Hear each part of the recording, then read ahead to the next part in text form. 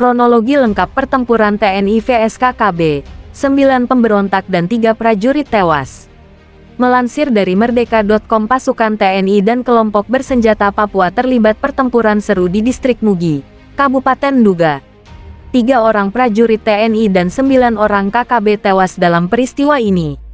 Pasukan TNI anggota Satgas Penegakan Hukum Satgas Gakum sedang melaksanakan pengamanan dalam rangka proses pergeseran pasukan TNI yang akan melaksanakan pengamanan dan pembangunan infrastruktur Trans Papua Wamena Mumugu.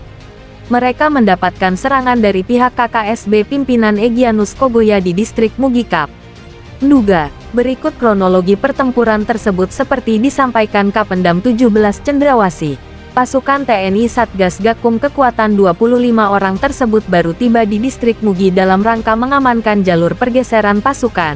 Tiba-tiba mendapatkan serangan mendadak oleh sekitar 50-70 orang KKSB bersenjata campuran, baik senjata standar militer maupun senjata tradisional seperti panah dan tombak. Pasukan berusaha melakukan perlawanan sehingga berhasil menguasai keadaan dan berhasil memukul mundur kelompok KKSB sampai menghilang ke dalam hutan belantara.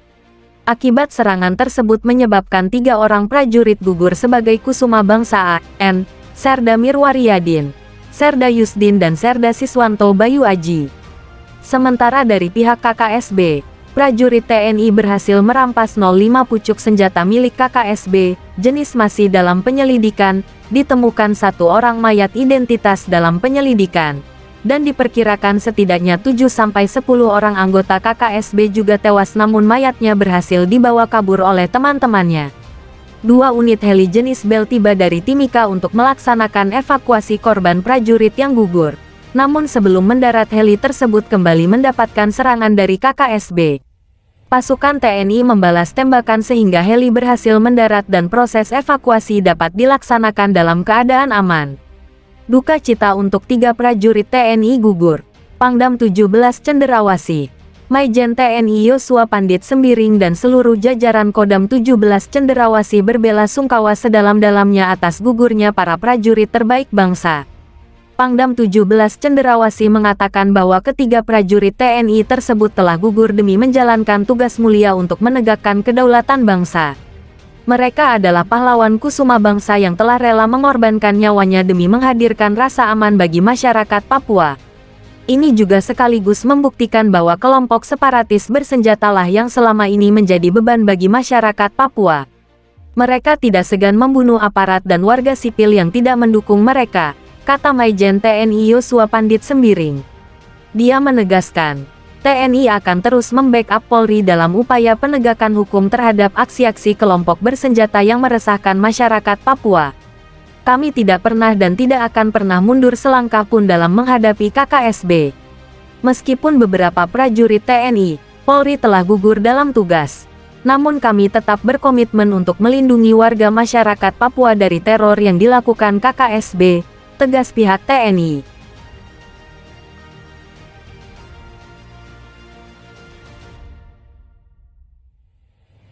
Makin serius, pemerintah rumuskan langkah strategis berantas KKB di Papua.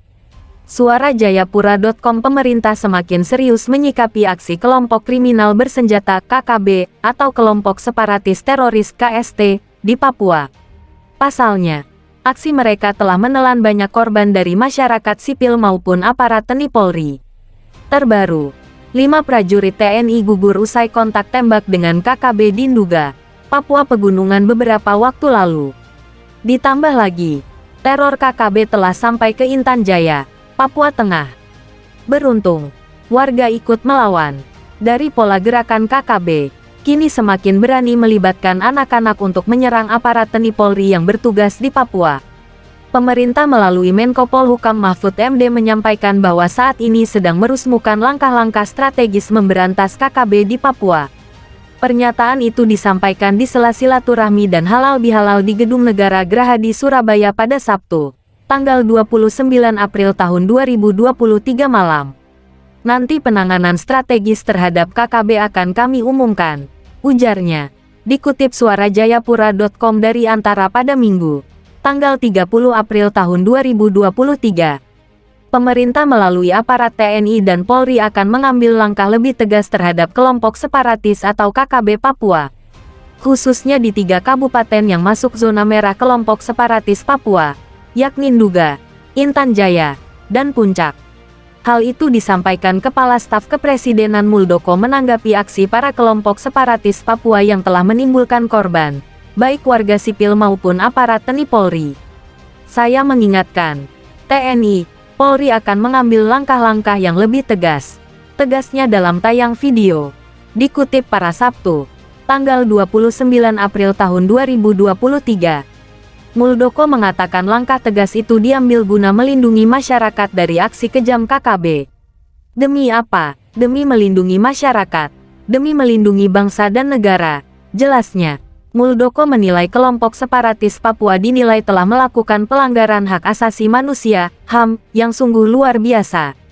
Tindakan itu dilakukan kepada masyarakat sipil, termasuk perempuan dan anak-anak, dengan bentuk pembunuhan dan pemerkosaan.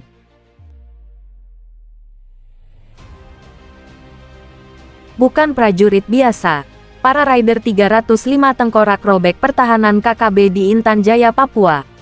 Melansir dari sumex.co, kelompok kriminal bersenjata atau KKB di Intan Jaya, Papua Tengah, dipaksa mundur oleh Batalion Infanteri, Yonif para Rider 305 tengkorak. Robeknya pertahanan KKB di Intan Jaya, Papua Tengah ini, tentunya berkat kesigapan personel pasukan pemukul Divisi 1 Kostrad, yang mampu melawan serangan KKB. Untuk diketahui, para Rider 305 tengkorak ini memang mempunyai kemampuan di atas rata-rata dari prajurit infanteri biasa. Para Rider 305 tengkorak ini juga sudah sangat akrab di telinga masyarakat Indonesia. Para Rider 305 tengkorak yang berhasil memukul mundur KKB di Intan Jaya, Papua Tengah, adalah pasukan yang tergabung dalam Satuan Tugas Pengamanan Perbatasan Pamtas Mobile RI dengan Papua Nugini (PNG). Para Rider 305 tengkorak ini memiliki semboyan daripada menyerah lebih baik mati bercermin sebagai tengkorak. Prajurit Yonif para Rider 305 tengkorak telah menempuh kualifikasi para Rider di Pusdikpasus Batu Jajar, usai mendapatkan brevet Cakra. Pasukan tengkorak ini memiliki kemampuan anti-teror dan keahlian-keahlian khusus lainnya seperti raids,